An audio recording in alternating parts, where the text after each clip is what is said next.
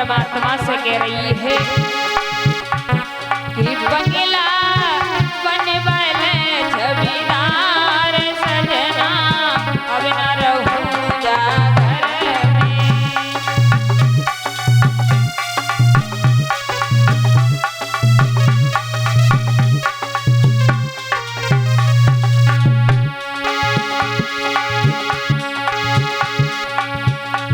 एक जीव आत्मा परमात्मा से बोली है, खिड़की के पेच निकल गए तो रोशनदान बिगड़ गए।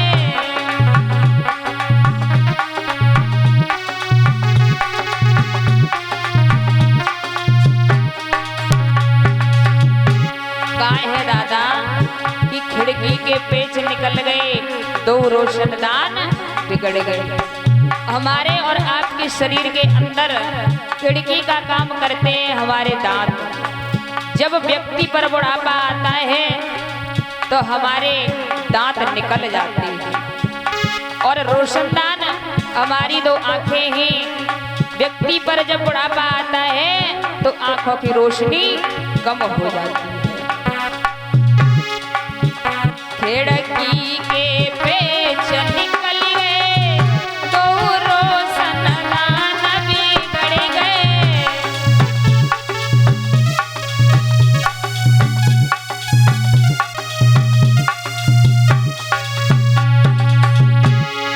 अरे बीमार है पहरेदार सजना, अब न रहूं जा घर में।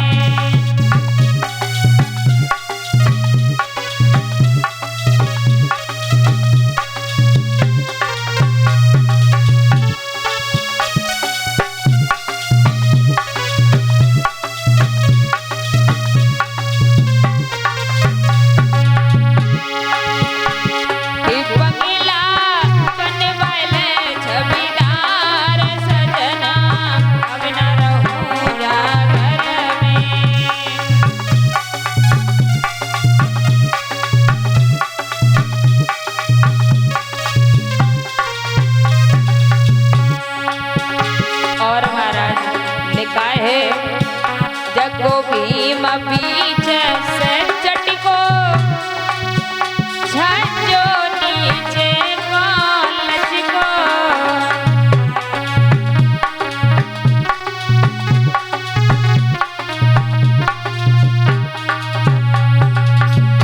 काय है दादा कि जगो भीम बीच से चटको, छज्जो नीचे को लटको। महाराज जब 70 साल का व्यक्ति हो जाता है तो उसकी रीढ़ नीचे को लच जाती है और हमारे और आपके शरीर के अंदर भीम का काम करती है कौन? हमारी रीढ़।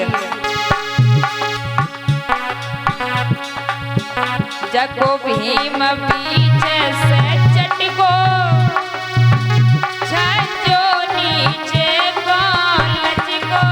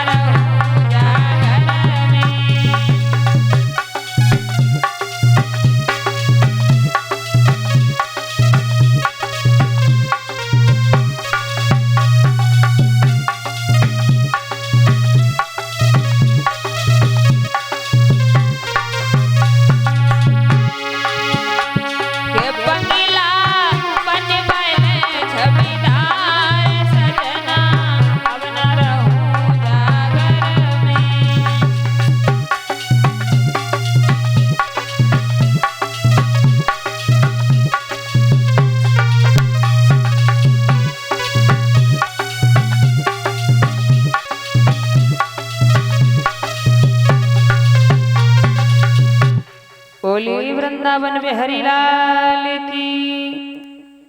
इधर श्री सुखदेव जी वर्णन करते हैं, हे राजन परीक्षित, हर गंगा के किनारे बैठे हुए श्री व्यास नंदन सुखदेव जी महाराज परीक्षित को कथा श्रवण करा रही हैं और परीक्षित महाराज गोवर्धन तैयार हैं?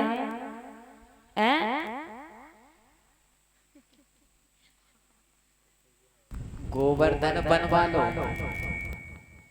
माता बहनों से निवेदन है, एक लोग कोई भैया थोड़ी hello hello hello hello hello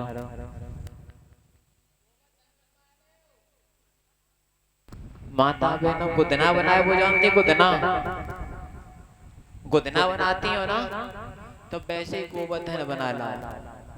अभी गोवर्धन की पूजा होगी, बना ला माता बहन। एक माता बहन कोई चले जाओ, बनवा लो। कहाँ है कमेटी वाले भैया?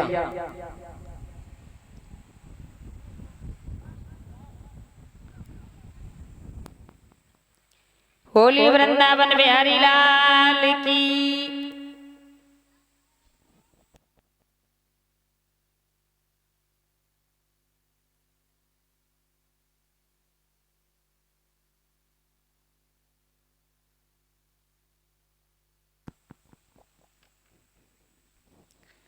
इधर महाराज धीरे धीरे जब समय व्यतीत होता गया,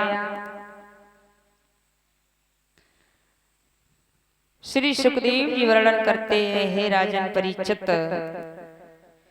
इधर भगवान कन्हैया जब गाय चराने के लिए यमुना जी के किनारे जाने लगे हैं, तो इधर महाराज भोजराज कंस भगवान कन्हैया को मारने के लिए किसी न किसी राक्षस को भेजता है।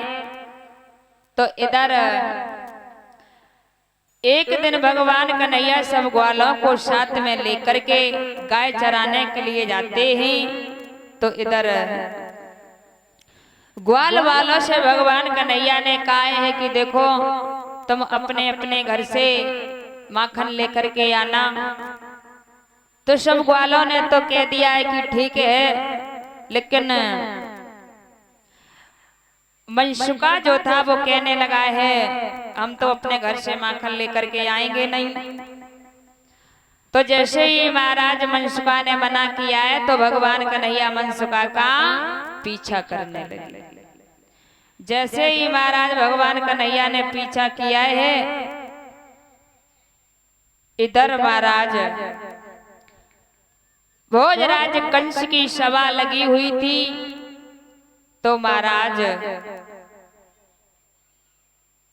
उसी समय देव ऋषि नारद जी का आना हुआ।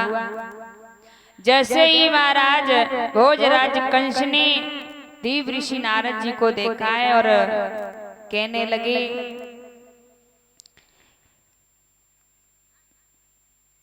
कहां से आए हो?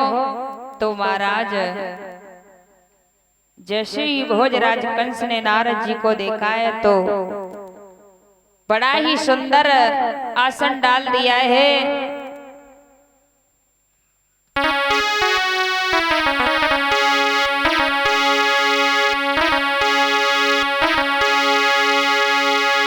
आसन दियो नवाई, प्रेम से नारदी ले बैठाई।